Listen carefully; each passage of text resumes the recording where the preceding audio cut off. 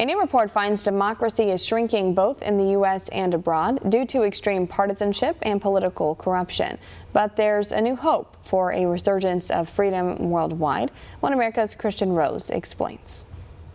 They want to nullify your ballots, poison our democracy, and overthrow the entire system of government. A new study finds freedom and democracy are on the decline in the US and around the world due to a tidal wave of political corruption and abuse of authority. According to this year's Democracy Index by British magazine The Economist, once the free and prosperous societies, such as America and Japan, are now flawed democracies due to a rising partisanship in their political systems.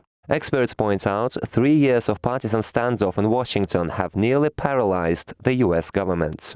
Most Americans are in desperate search of a fair process. Whether you like the president or whether you dislike the president, when you're talking about something as consequential as impeachment, you don't want your emotions to lead you.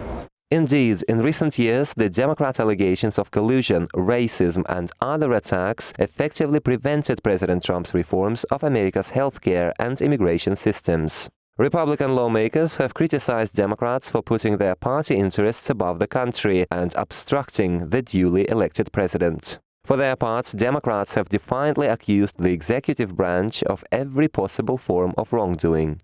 Risk our elections and our national security, the enormous pressure from a president who we know is nasty and vindictive to anyone who opposes him is large.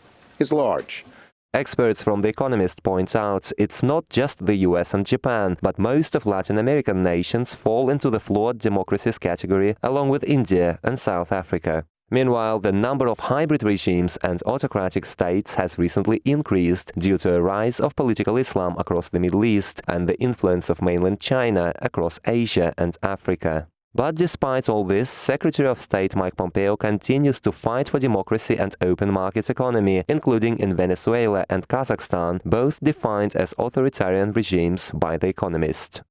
We fully support Kazakhstan's freedom to choose to do business with whatever country, whichever country it wants. But I'm confident that countries get the best outcomes when they partner with American companies. As to the hottest topics in recent US news cycle, Russia and China, The Economist says they are both authoritarian states now, albeit Russia fares somewhat better.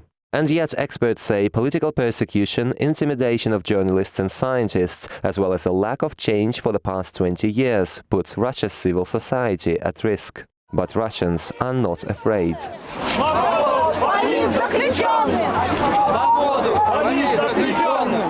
Overall, The Economist concludes the rising wave of popular protests shows large potential for a renewal of democracy in unfree societies. But severe internal divisions in the free countries pose a threat of a democratic collapse and a rise of far-left and far-right dictatorships all over again.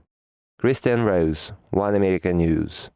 Want to see more videos like this? Click on the link below and subscribe to One America News on YouTube. And call your cable provider and kindly demand that One America News is added to your lineup.